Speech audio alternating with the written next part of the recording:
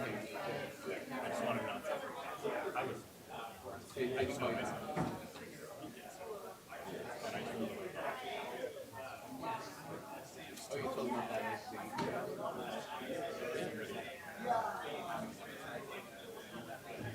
Just for the.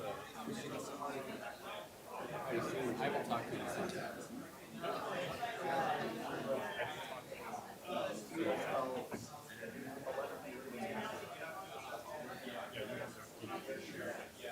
You saw we made an announcement yesterday. Yeah, that's what I figured. It was like, you know, like we're focusing on We have to. It's I didn't like the stuff that's happening with what's what's the other act that we did? Not we got transfer funds. you know, yes. And then in Saudi Arabia and UAE. I mean, there's so many places where we have been engaging, but it's, I mean, you got to get people on airplanes. That's the thing. I mean, when I what I'll do is I think you guys have a great opportunity.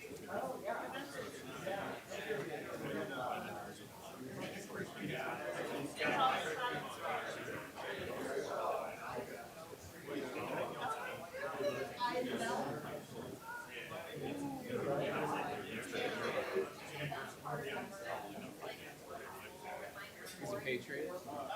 He's got a ton of energy.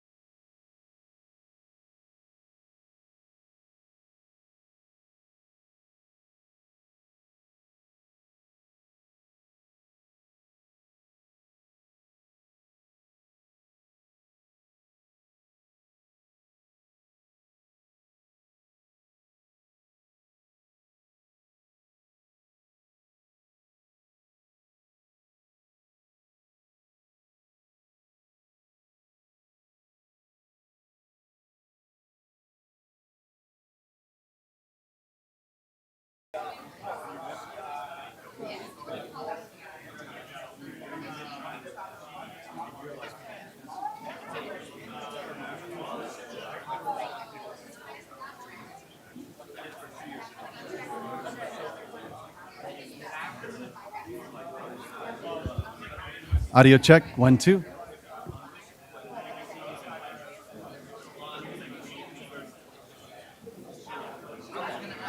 Audio check, check.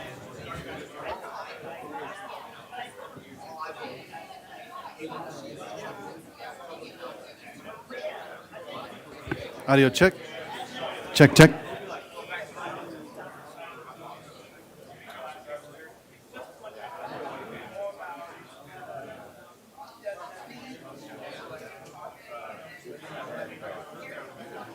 This does not check.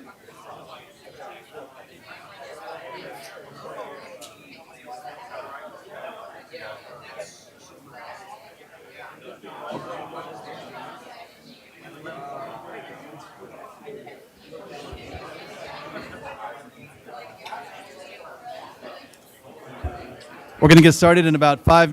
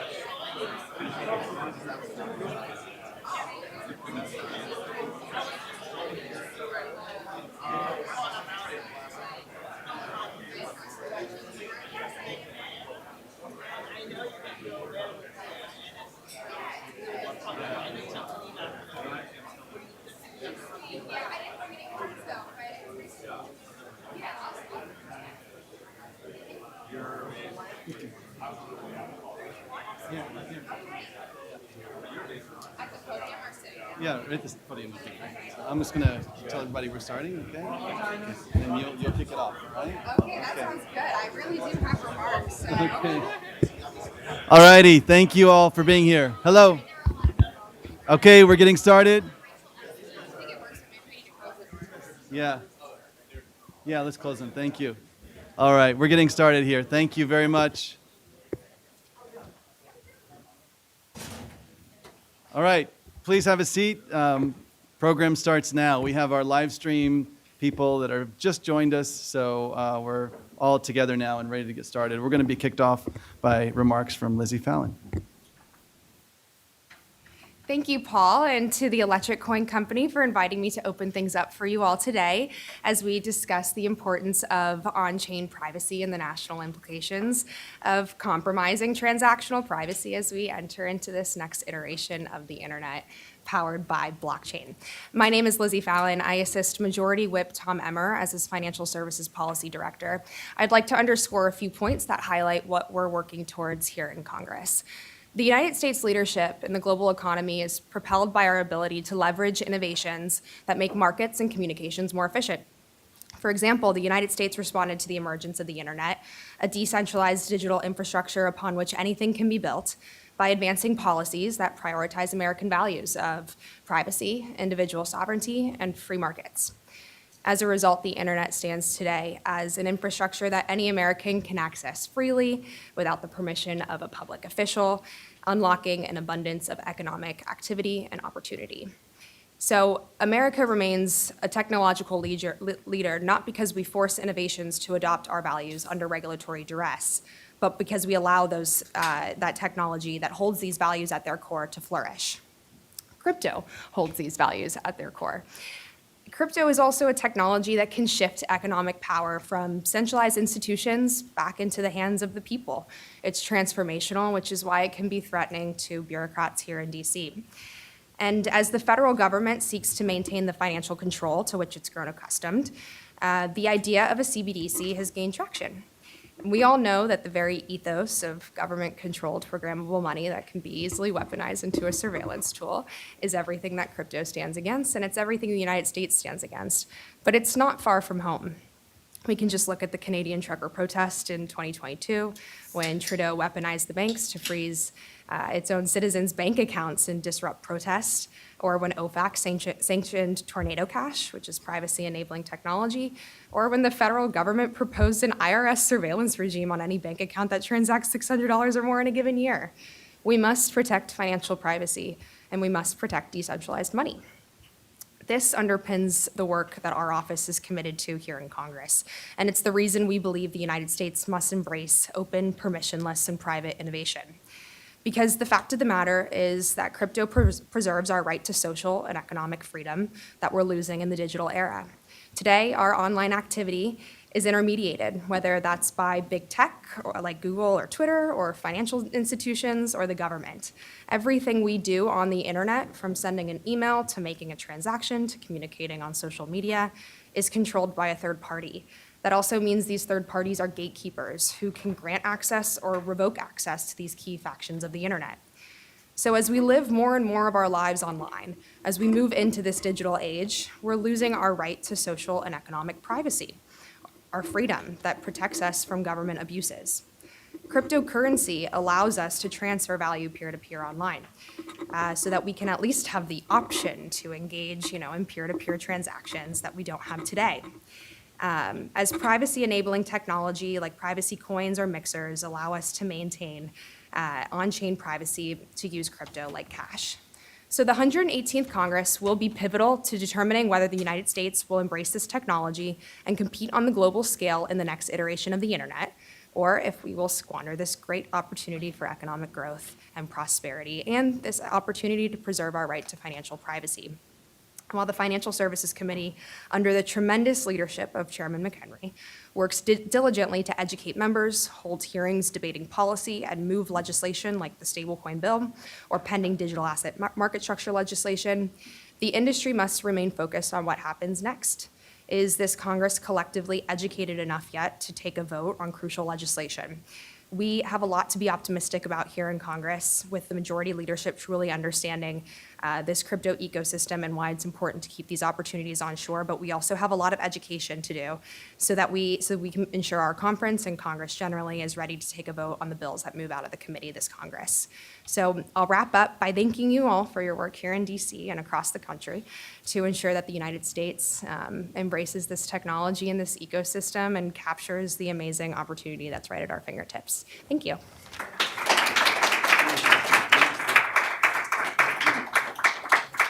That was inspiring, Lizzie. Thank you so much, and thank you for helping us to acquire this room for this briefing. We really appreciate that and all of your work that you do in the office. So next up is Ron Hammond, Director of Government Relations at the Blockchain Association. Ron.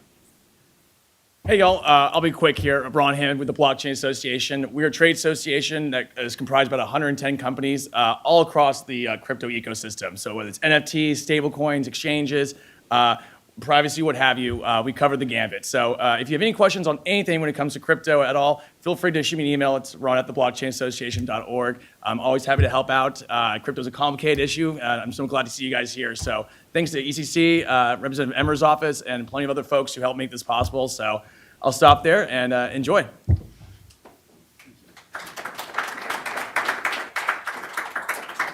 Okay, we're just about to get into the main program. I should introduce myself. I'm Paul Brigner. I'm head of U.S. policy and strategic advocacy at the Electric Coin Company.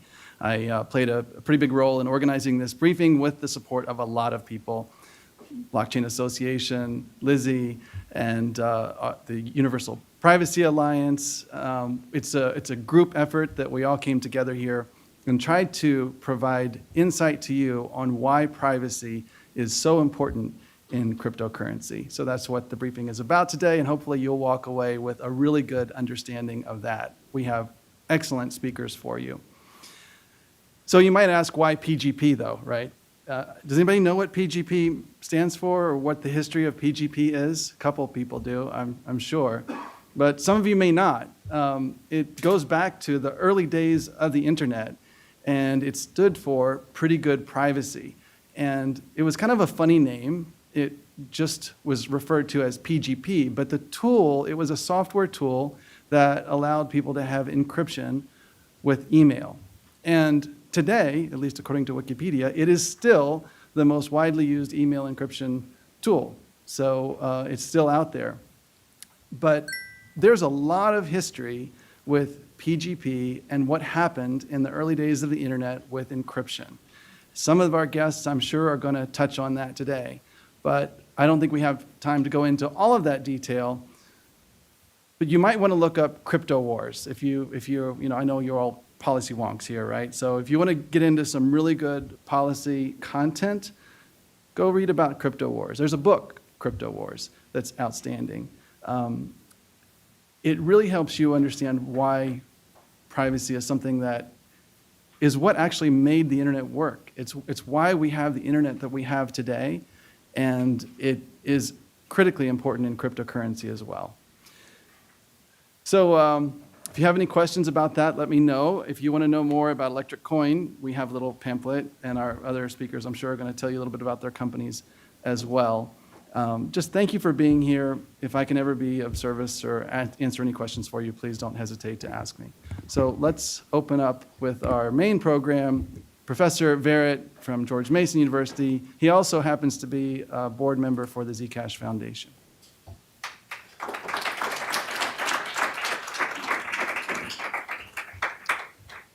Thanks, Paul, and thanks everyone here. I teach corporate securities and banking law and forensic accounting at Scalia Law School. I also served at the House Financial Services Committee as chief economist and senior counsel more years ago than I'd like to remember. But I know what it's like. I know when the members go out of town and then there's a lunch somewhere, and I know how much fun that is, and I really appreciate all of y'all joining us here. I want to make a pitch for, I only have 20 minutes, so I want to just whet your appetite a little bit with why you need to call me later when bills that impact cryptocurrency, financial privacy come across your desk for your boss to think about, to vote on, to speak about, to offer amendment to, and maybe to offer congressional oversight about. So I just want to hit a few issues. I'm not going to do anything in full or completely or sufficiently, but hopefully can convince you that I'm worth sending an email to learn more in the future. So first, issues that are going to come across your desk: financial privacy, cryptocurrency. First, I want to tell a story about why privacy matters. There's a number of reasons why financial privacy is important, and a number of folks will get into that today, but I want to tell a story. So this is a story I read in a complaint, in a criminal complaint from the Department of Justice. Some of those can make for very interesting stories, and this one is honestly a scary story. So the DOJ found and arrested two men who were planning on entering a couple's home in the middle of the night, who were planning on tying them up and torturing them to obtain their Bitcoin. This was a couple who had gotten into Bitcoin early, and like a lot of stories, you bought some Bitcoin, a few $1,000s, and suddenly it's worth $10 million. And as crypto does, it exists on a ledger. It's controlled by your private key. If somebody gets your private key, they get your Bitcoin. And so if you torture someone and they say, this is my private key, then you own the Bitcoin. So that was their plan. And somewhere along the way, they leaked their plan to someone who dropped a dime to the DOJ. And luckily, that happened, because otherwise they were going to go forward with that plan. And the way that the criminals were able to make that plan is the Bitcoin blockchain is public. as long as you know someone's public key, then you know everything they have done in Bitcoin and everything they own on the Bitcoin ledger. And this is true of every other blockchain as well, except for shielded transactions in Zcash and a few other privacy tools and privacy technologies in crypto. Scary stuff, right? And if you were that couple and suddenly the DOJ says, hey, scary story, we fixed it, but this will almost happen to you. If I was that couple, I would say, I want to learn about Bitcoin mixers, like right now. Like tell me everything there is to know about privacy technology in crypto, right? There's a lot of different technologies you can use in crypto. I happen to be on the board of a organization that helps to develop cryptography that supports a private blockchain. There are tools in Bitcoin to help mask transaction history. The most popular, and I think it's fair to say the most effective one on the Bitcoin blockchain right now is CoinJoin transactions. There's about $100 million in a CoinJoin pool, worth of Bitcoin in a CoinJoin pool right now. So when I look at the Warren-Marshall bill, I think, wow, this bill would leave that couple at the mercy of the torturer burglars. And that gives me pause in that legislation.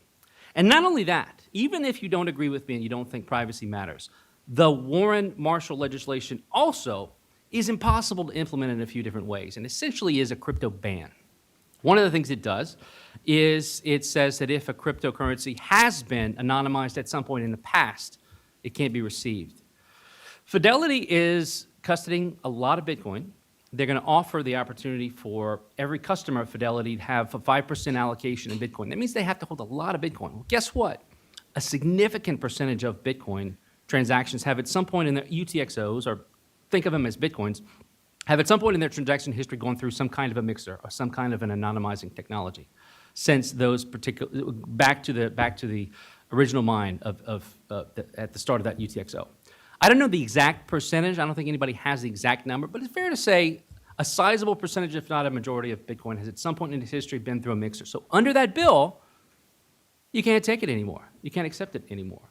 So all of a sudden now, if any of you have Bitcoin, you better go check the transaction history, because some of those are going to just, be no longer transferable under the Warren-Marshall legislation. That's just one complication. It's a bill that doesn't work. Thankfully, I think their efforts at finding new co-sponsors have fallen flat, as sometimes bills do, and sometimes policy arguments win out, and I think that has been the case with that legislation. But if that comes across your desk, give me a call, because I got a list of a lot of other problems with that particular piece of legislation. But then you might say, well, but what about North Korea? North Korea is bad, North Korea hacks, North Korea uses crypto privacy and anonymizing technology to mask their hacks. That's true. That's true. So let's talk about that. How are we going to fix that problem? One thing I think would be helpful to fix it. First of all, the Treasury Department sanctioned Tornado Cash, a tool that North Korea was using to anonymize the proceeds of their hacks.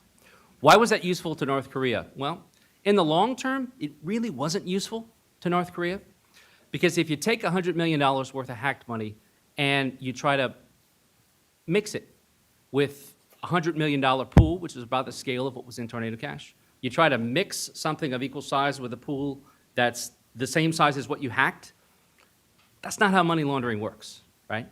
That's like trying to hide a Godzilla behind a fig leaf. It's comical. It doesn't really work in the long term. Now, in the immediate term, because venues where they were going to sell those proceeds post-mix were not able to update their blacklists in time for the new addresses, it was able to give some momentary anonymity, some momentary transaction masking to allow them to unload quickly. If the whitelist, blacklist technology of the different DeFi protocols and custodial venues were able to update more quickly, they probably could have been able to interdict it. I also think it would have been a smarter strategy long-term for DOJ and Treasury to say, you know what, North Korea thinks they're getting anonymity from Tornado Cash, but they're not really, and eventually we can figure out where they're going post-mix. So let's let them think they're continuing to get anonymity, and then let's follow where the money goes, and then go look at the destination of where this goes. I think that would have been smarter, but instead Treasury opted for the optics of, look, we sanctioned this very bad thing. I think it's poor national security strategy long-term. I would also consider the role of blockchain tracing firms in all of this. They receive a lot of money from the government, from various different law enforcement agencies, huge contracts. Their technology is a bit of a black box, to say the least, but they generate leads that sometimes can be useful in some very serious investigations. Given the scale of wealth that is transferring to blockchain forensics firms, I think it's necessary, useful, and legitimate to ask questions about what they're doing and about the black box in their technology. On the one hand, I fear that those black boxes hide some insufficient data and some claims about the effectiveness of what they're doing that might not hold up. On the other hand, I wonder if they updated their free API that DeFi protocols use to comply, if they updated it more frequently, more regularly, in real time, post-hack, maybe we could interdict some illicit finance that is not being interdicted now. Legitimate questions, at least, to ask. I recognize their role in the ecosystem, but I think there are legitimate questions to be asked. Ultimately, there are a number of different bills floating around. One of them is the Financial Technology Protection Act that try to convene groups of smart people about these problems and try to figure out what to do about it. How will that discussion look? How will it play out? I think it will take its cues from the Treasury Department's report on the use of DeFi and illicit finance. The report is interesting. You should all read it. You should all check it out. The general tone of it is it was written by someone with very little knowledge of blockchain technology, but a lot of knowledge of anti-money laundering rules. That's basically, but I mean, that's pretty much what you'd expect Treasury staff to be. It evidences just a lack of understanding about how blockchain technology works. I don't know if we're able to put up the webpage that it's. No, okay, all right. So I just, what I would offer is as an illustration, okay? I'll maybe send you the link, or you can find the links online. So one of the core thesis of Treasury's report is, you know what? Just because you do something in a decentralized way doesn't mean you're not a financial institution that has to comply with anti-money laundering laws. That's what they say. Walk through how DeFi protocols are created and what they do. You get to some weird results from that argument, right? Let's start with just the basic equation of what happens in DeFi, how a pool of two assets together are balanced. I could write a blog post right now. Let's say, in fact, I've done this before. Write a blog post that says, this is the basic equation for how to balance Bitcoin and Ethereum in a pool where you can swap one for the other. It's a basic equation, and I could write some code on my blog post about, hey, here's the code that would help you balance these two things together if you want to create a computer software program that can swap one for the other. I could write it in a blog post, and I put it and I share it with the world. Am I a financial institution? Am I a registered, an exchange that needs to register at that point? All I've done is written a blog post with some equations and some code on it. That the information in that blog post is stored on a server that the website uses. I mean, raise your hands. Do you think I'm a financial institution that should comply with AML and exchange? Nobody in the room thinks I am. Okay. So what if instead of storing it putting it on a blog post and gets stored on a server used by that website, what if instead I store it on the Ethereum virtual machine? It's stored there instead of on a website. Does that make me a financial institution? I store it there. The world can see it. The world wants to use it. The world can use it. So far, I'm not a financial institution that has to comply with AML. Okay, we're halfway to creating DeFi. We're halfway to creating DeFi at that point. At that point, I've shared my brilliance with the world. I think this is the next thing in finance. The world can use it if they want to.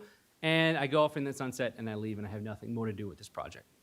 I burn the admin key, so what I have stored cannot be changed, cannot be altered in any way in the future. So don't come after me. Now someone else does another blog post, and they say, hey, look, this thing exists. Here's a link if you want to go use it. And maybe it's a sophisticated link that your wallet can interact with and can trade with someone else who links their wallet to that computer code stored on the Ethereum blockchain. I've created that blog post. Am I a financial institution? Am I an exchange that has to register? I would say no. That's DeFi. We've created DeFi now, right? So no one in what I've described so far is a financial institution. But that basic concept is something that the Treasury Department doesn't seem to grasp, and financial regulators don't seem to grasp. The AML and banking regs and securities regs were not written with that function in mind. That's the fundamental problem. And so they have to be rethought if they can apply to this industry. So I hope I've shared enough to whet your appetite for subsequent follow-up phone calls. I'd love to talk DeFi, crypto, and particularly privacy with you in the future. Don't pass any bills, don't vote for any bills before you call me, because there are a lot of issues with the things that are floating around now. That's my core issue. Thank you all, and I hope to meet with you all later. And thanks, Paul. Everybody get his number before he leaves, okay? Please. All right. So now we're going into some discussions from our UPA, Universal Privacy Alliance members, of which Electric Coin Company is one of the founders, and some of the others here are too. So I'd like to first introduce Josh Swihart. He is my boss at Electric Coin Company. He's a senior vice president, and he's product strategy and regulatory affairs. He's got a ton of responsibility at Electric Coin Company, and I'm so glad he's here. He's come from Denver to be here with us and give this presentation. So Josh, would you mind coming up and telling us all about privacy? All right. Thanks for having me. Switch over to a deck. JW is tough to follow. What'd you say? Just make sure it pops up on the screen. Yeah, there we go. We get it? Okay.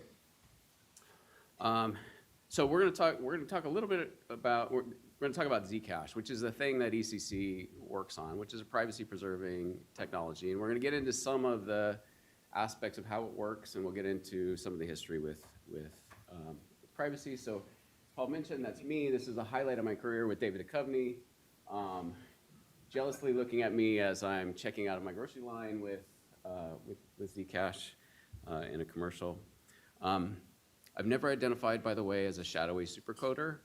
I'm just a normal guy from Colorado with a family, and but we are building some pretty strong encryption technology on top of blockchains.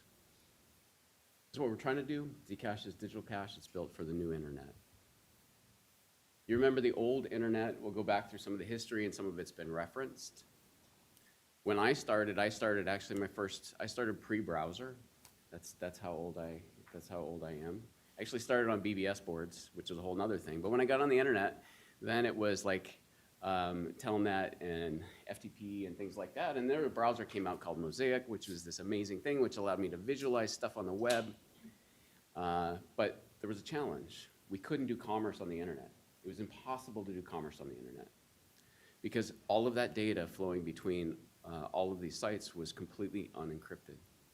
So if I was going to go to a variant of something like Amazon.com and I put in my credit card information, then anybody that's scanning the internet could see that credit card information.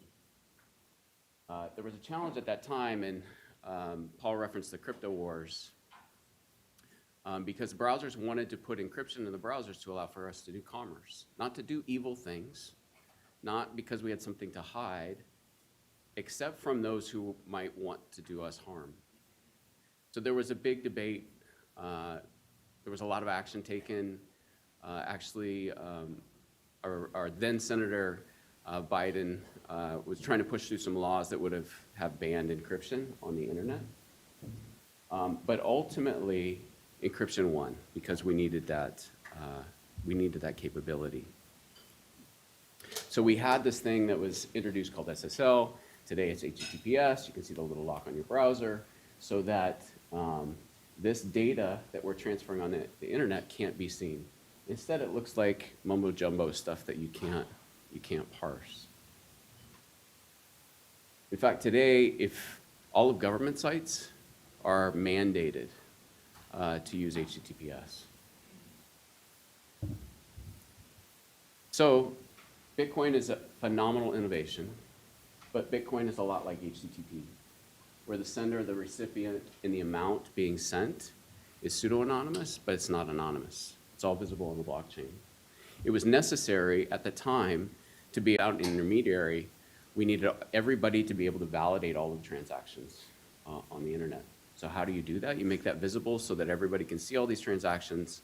They can validate that they're true, that nobody's spending more than they have.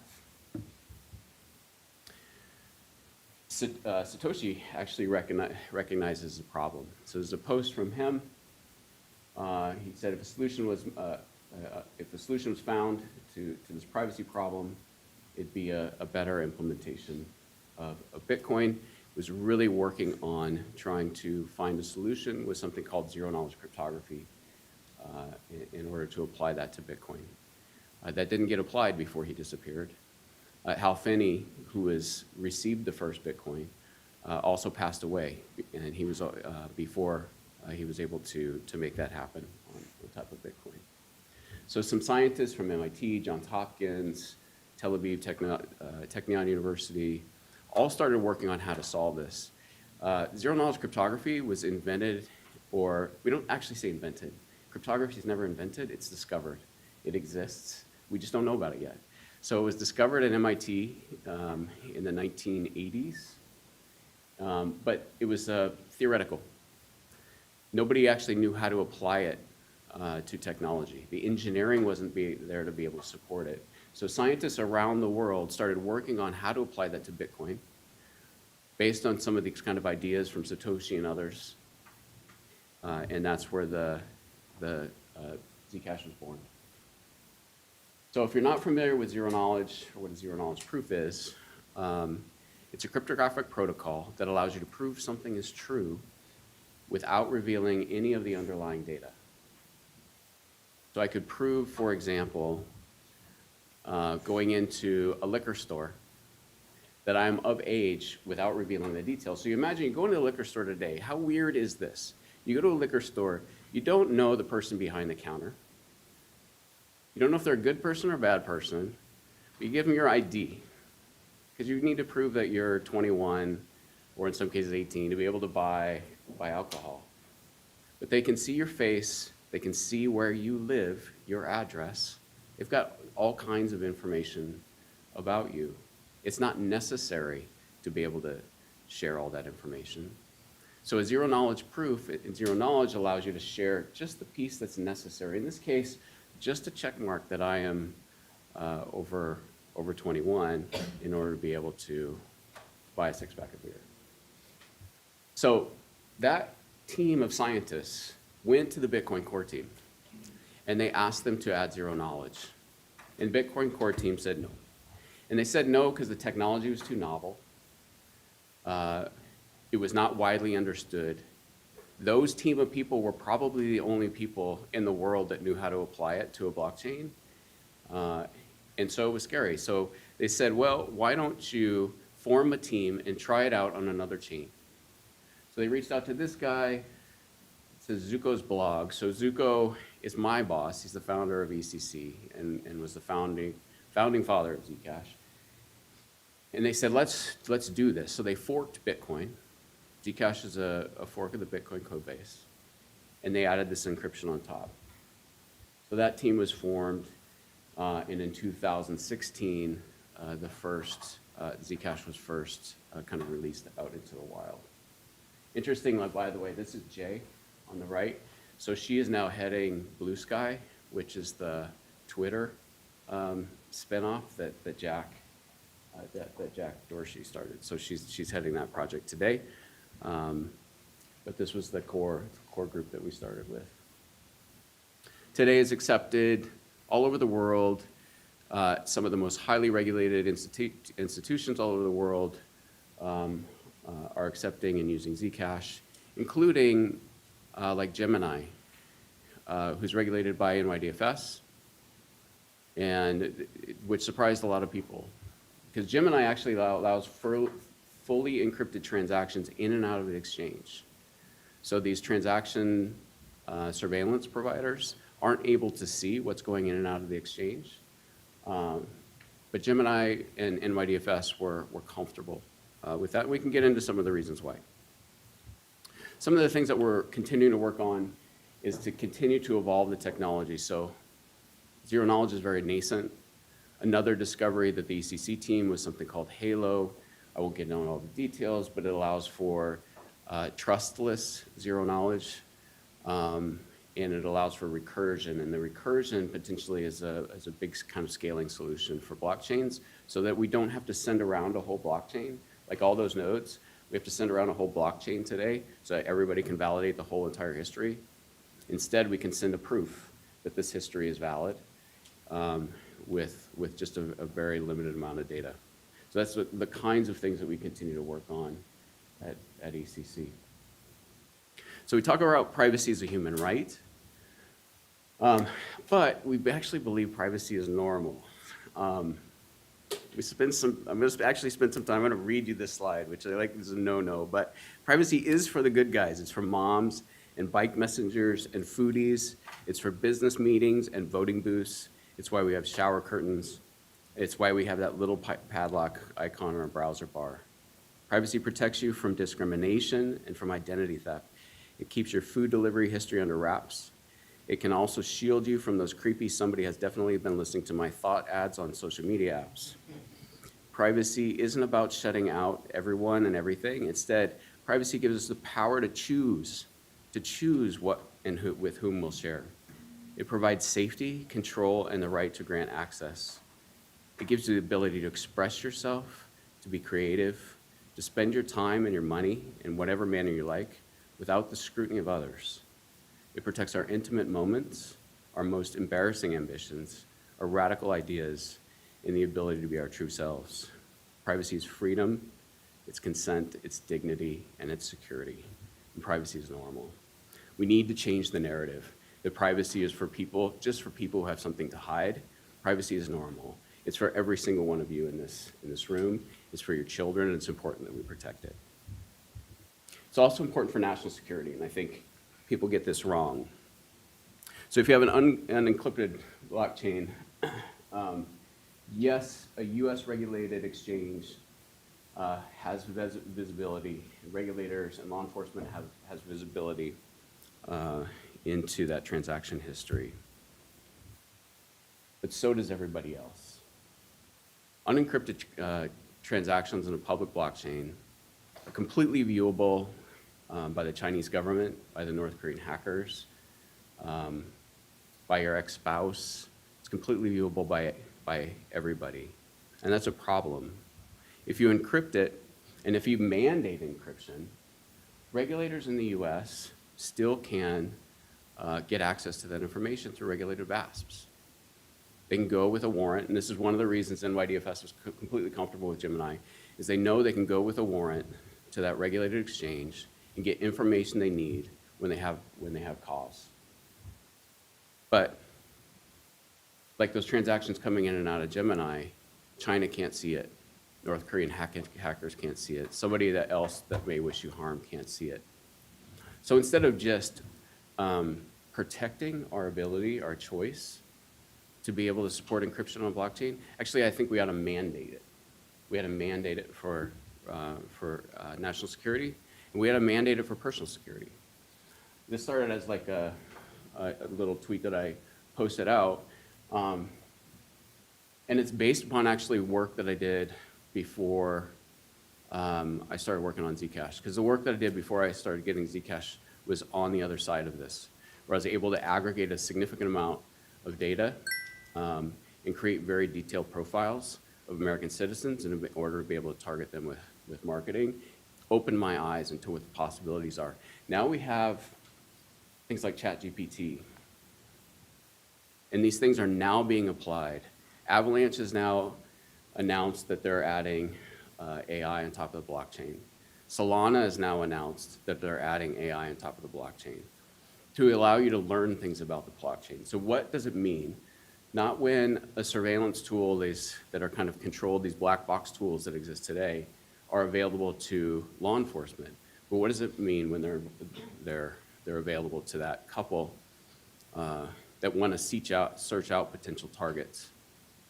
Where you have the ability to put this in, aggregate that data with other real world data, it's a security concern. So a little bit about how it works. Zcash has two types of addresses, transparent and shielded. Transparent addresses are just like Bitcoin, pretty much. And then shielded address gives you the choice to have an encrypted transaction. When you use it, this is kind of what you can see. So Blockchair is a block explorer. Block Explorer is like the precursor to what you'll be able to do with the AI. That's like a Google search tool that allows you to put in an address and to be able to see details about that address or about a given transaction. Now again, it's pseudo-anonymous. So you can see with Bitcoin, we've got sender and that 3G ZC6, and then we've got the receiver, this BC1 QC, and it looks pseudo-anonymous, so is it somewhat private? It's somewhat private. All of that data with those surveillance tools is getting tagged, and it's getting tagged with real-world users. So there's database that exists that says the owner of BC1 QC is this person or this company or this entity. This is, and if I click into this link, I won't show you a full demo, we don't have time, but go check this out. You click into that link, then you can see that person's entire transaction history. You can see what their balance is. Are you cool with that? Are you cool with people being able to see your bank account information? You can see the Blockchair is saying this, the privacy is low. They have addresses matched related to these addresses that are there. This side, we have Zcash, and on a fully shielded transaction, same tooling, they're not able to see anything here. They can see the transaction fee, which was really, really small, so it's like less than a penny. The sender and the receiver, completely shielded. No data is available. Because all that's being produced on the blockchain is a proof that this happened, but it's not showing you anything of that underlying data. So why is this important?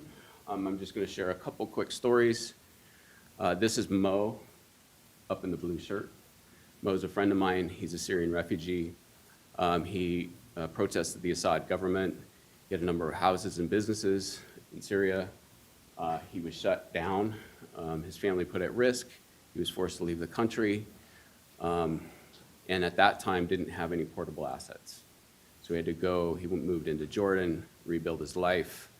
And he is now working as a champion for encrypted technology to allow for other Syrian refugees to be able to protect their wealth and to be able to take them with it. It seems like a far way away. Lizzie mentioned the Canadian truckers. This was shocking, like our friendly Canadian friends just across the border shutting down bank accounts, and not just shutting down bank accounts, but actually shutting down Bitcoin as well to try to cut the spigot for a certain political agenda. Regardless of whether you agree with Canadian truckers or not, government didn't agree with what they were doing, them protesting, and turned off their money. And then this is Thais. So Thais is a friend from the South Bronx. And we did some work in the South Bronx. We've been doing some work, talking about this just a little bit earlier, on some bi-directional education between the crypto community and the South Bronx community on how we can work together to create solutions for people in the South Bronx. When Thais started, she started a business in her building where she was providing services to her neighbors and wanted to use Bitcoin. And she came up to me and she said, I can't use Bitcoin. Why can't you use Bitcoin? Because if I go to my neighbor and I send the transaction to my neighbor, they see my address and they can see how much I have in my wallet, and that puts me in danger. She intuited this because it's a reality of what she's dealing with. We need privacy, we need privacy protections for folks like Thais, for folks like the people in this room. And we know the dangers ahead. Lizzie mentioned the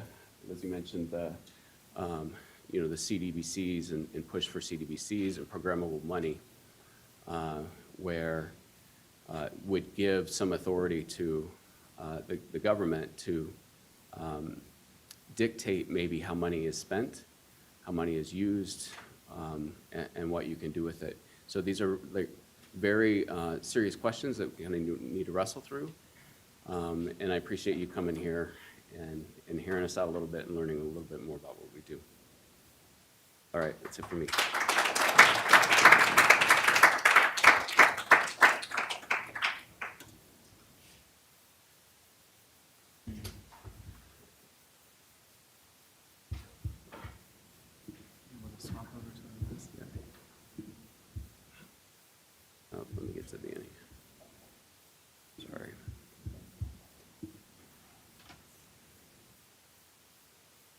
Okay, our next speaker is Ahmed Kapoor from NIM Technologies. Ahmed. Thank you. Thank you, Lizzie and Ron. Thank you, JW and Paul and Josh and everyone at Blockchain Association, everyone at ECC and the UPA for organizing today's briefing. I promise I'm not reading, I promise I'm just reading from my phone and not checking my messages.